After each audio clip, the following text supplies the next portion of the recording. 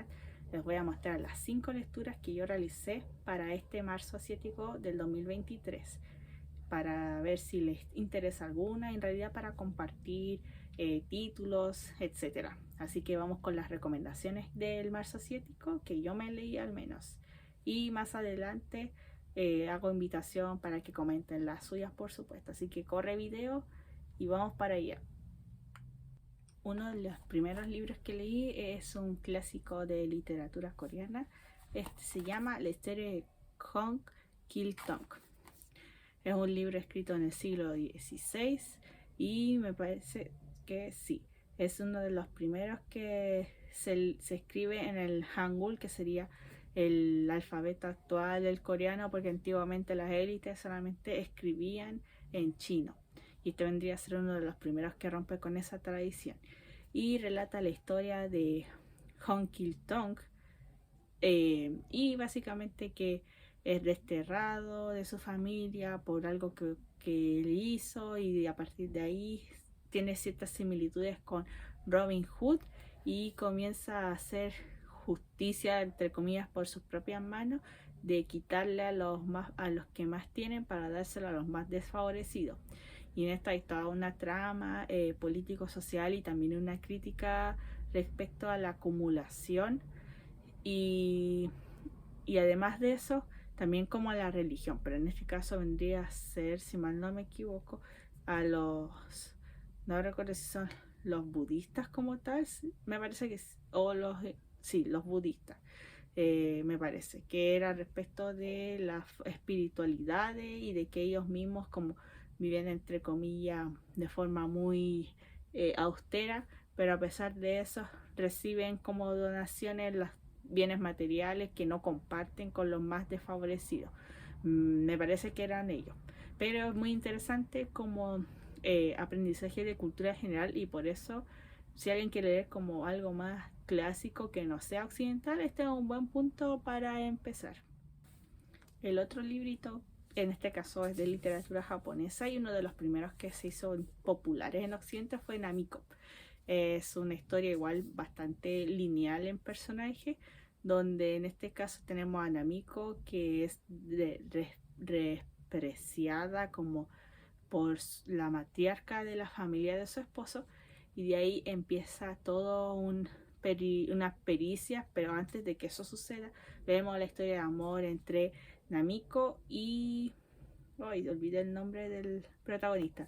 De Takeo, que son de familias de élite, y aquí hay mucho de el tema de la modernidad y la tradición, y también el tema de la religión, porque el autor en este caso es católico, es un japonés católico, y eso permea igual un poco la obra en el tema de la visión de mundo respecto de Occidente o de las tradiciones japonesas, también un poco de la, no sé si decir liberalización de la mujer, pero sí que tenga más autonomía de las que tenían las mujeres japonesas en esa época. Y para como acercamiento sirve bastante este librito. A mí por lo menos me ayudó mucho para entender un poco el tema del contexto.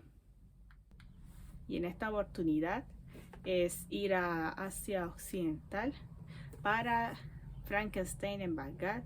Ganó el premio a la ficción internacional a la ficción árabe el 2014, y también fue nominada al que ahora se llama Booker Prize, pero era el Man Booker Internacional. Estuvo en la lista para el galardón, y es la historia de cómo la guerra de alguna forma, aparte de que impacta en la vida de las personas, también produce como ciertos cuestionamientos de vida, de gobierno, y también de cómo de lo que viven los protagonistas. En este caso tenemos una especie de monstruo que se va nutriendo y como que busca justicia y venganza, pero es una línea tan difusa que en realidad la pregunta es como, ¿es realmente justicia o está realizando una venganza?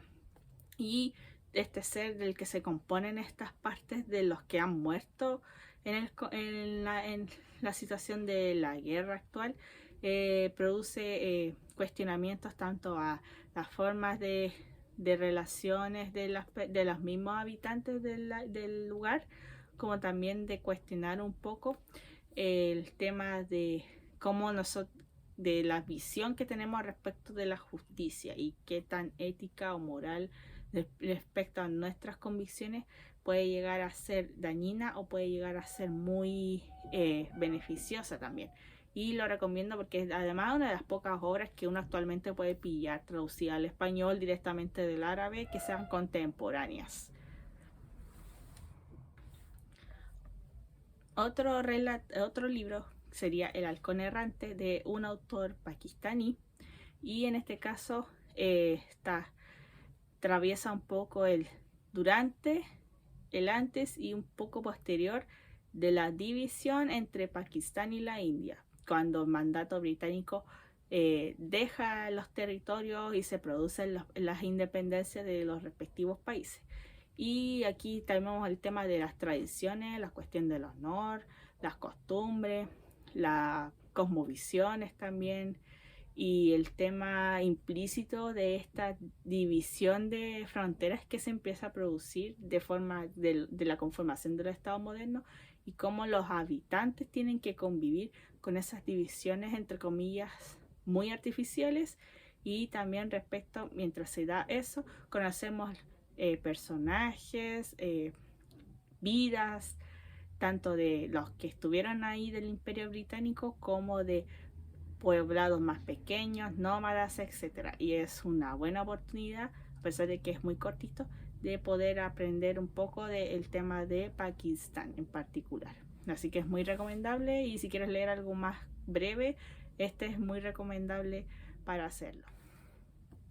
Y el último libro que me leí para el marzo asiático es Me llamo Rojo, de Orhan Pamuk, Premio Nobel de Literatura.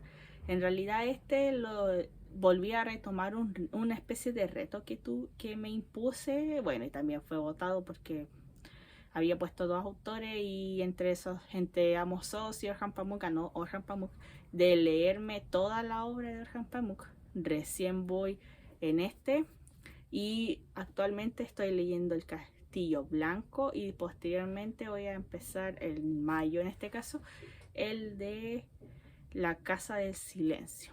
La idea mía es leer todo, porque actualmente está todo, incluso lo último del autor, traducido al español. Y esa es una ventaja, aparte de que, a pesar de que son libros extensos, porque este tiene más de 600 páginas, a pesar de lo extenso de estos libros, igual son fáciles de conseguir, tanto en digital como en físico. Y en este caso me voy a aventurar después de en esos otros dos que mencioné, para empezar a completar de una forma como este desafío, y sería como aspirar a tener como un autor leído al completo. Esa es como mi aspiración en realidad. Y en este caso leí que muestra el drama de alguna forma, de la visión respecto de las artes pictóricas, porque en el Islam se prohíbe que se haga una representación banal, podría decirse, de la realidad, que no hay que imitar la realidad, en consonancia con ese mismo periodo de tiempo de los renacentistas, que se genera la ilustración y esta visión más no sé si podría decirse antropocéntrica, pero sí enfocada en el hombre, que rescata un poco de la cultura greco-latina, que yo creo que hasta la saciedad se ha visto esto en escuelas. Pero en este caso, a partir de un asesinato, se empieza a cortar ese hilo de las pinturas, de la visión, de la cultura, de lo que el Islam plantea, y de lo por qué es despectivo la visión respecto del arte en Occidente. Y me parece muy interesante porque también uno aprende un poco de historia, porque este conflicto en realidad sí pasó, y de hecho hay separaciones y cismas que se produjeron también que tuvieron en parte respecto de las visiones pictóricas de las representaciones divinas. Entonces lo recomiendo porque es interesante, a pesar de que es muy extenso, pero aprendemos bastante de cultura general, y eso creo que tiene mucho valor. Y después de haberle hablado de los 5 libros que me leí para el marzo asiático, Les dejo invitado a que lean alguno, o también en la caja de respuestas pongan ustedes los que leyeron, cuáles recomiendan, por qué les gustó o no les gustó, si es que leyeron los que yo leí. Y eso invito a la conversación, así que nos estamos viendo porque después voy a subir otro video. Hasta luego.